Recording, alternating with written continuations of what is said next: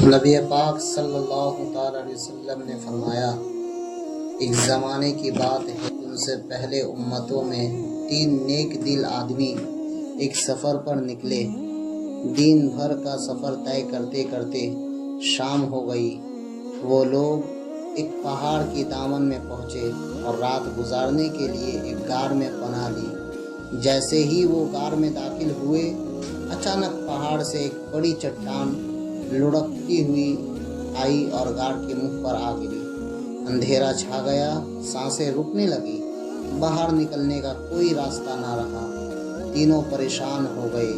پھر ان میں سے ایک نے کہا، ہمیں اس آزمائش سے نجات صرف اللہ کی مدد سے مل سکتی ہے۔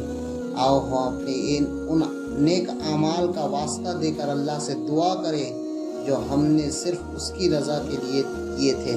ہر شخص دعا کے لیے ہاتھ اٹھاتا ہے۔ اے اللہ، تو جانتا ہے میرے برے ماں باپ تھے۔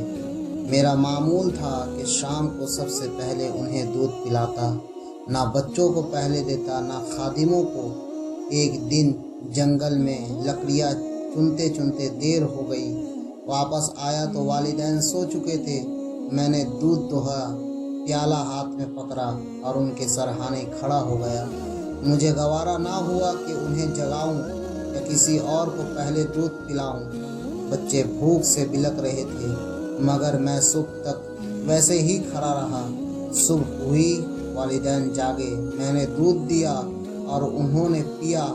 اے اللہ، اگر یہ کام میں نے صرف تیری رضا کے لیے کیا تو ہمیں اس چٹان سے نجات دے۔ چٹان تھوڑی سی ہٹی، روشنی کی کرن اندر آئی، مگر باہر نکلنے کی جگہ ابھی نہیں بنی۔ دوسرا شخص دعا کے لیے جھکتا ہے، اے اللہ، مجھے اپنی چچا زاد بہن سے شدید محبت تھی، جیسے کوئی محبت مرد کسی عورت سے کرتا ہے۔ میں نے اس سے تعلق قائم کرنے کی کوشش کی، مگر وہ نہ مانی۔ ایک دن وہ قحط سالی کی وجہ سے مجبور ہو کر میرے پاس آئی۔ میں نے اسے 120 دینار دیے اور شرط رکھی کہ وہ میرے ساتھ خلوت اختیار کرے۔ وہ مان گئی۔ جب میں اس کے قریب ہوا اور نفس کی خواہش پوری کرنے والا تھا تو اس نے کانپتی آواز میں کہا، اللہ سے ڈرو اور ناحق میرا حق نہ توڑو۔ اس کے یہ الفاظ میرے دل پر اثر کر گئے۔ میں پیچھے ہٹ گیا، نہ صرف اسے چھوڑ دیا بلکہ وہ دینار بھی واپس نہ لیے۔ اے اللہ، اگر یہ عمل میں نے تیری رضا کے لیے کیا تھا تو ہمیں نجات دے۔ چٹان اور زیادہ سرک گئی، لیکن ابھی بھی باہر نکلنے کا راستہ باقی تھا۔ اب تیسرا شخص دعا کرتا ہے، اے اللہ، میں نے کچھ مزدوروں کو کام پر رکھا، سب کو اجرت دے دی، مگر ایک مزدور اپنی مزدوری لیے بغیر چلا گیا۔ میں نے اس کی مزدوری کو کاروبار میں لگا دیا اور اللہ کے فضل سے اس سے اونٹ، گائے، بکریاں اور غلام بن گئے۔ کئی سال بعد وہ مزدور آیا اور اپنی اجرت مانگی۔ میں نے کہا، وہ سب مال جو تمہیں نظر آ رہا ہے تمہاری اجرت کا پھل ہے۔ وہ بولا، مذاق نہ کرو۔ میں نے کہا، یہ مذاق نہیں، سب کچھ لے جاؤ۔ اس نے سارا مال لے لیا اور کچھ بھی نہ چھوڑا۔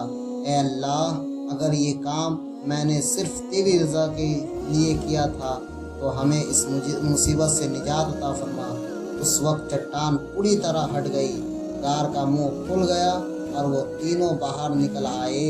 اس حدیث سے ہمیں یہ سبق ملتا ہے کہ اعمال کا اخلاص نجات کا سبب بنتا ہے۔ معاشرتی اصلاح کا بہترین ذریعہ والدین کی خدمت، گناہوں سے بچاؤ، دیانت داری۔ اس حدیث کا آج کی زندگی سے تعلق، اللہ کے لیے نیکی کرو نہ کہ دکھاوے کے لیے۔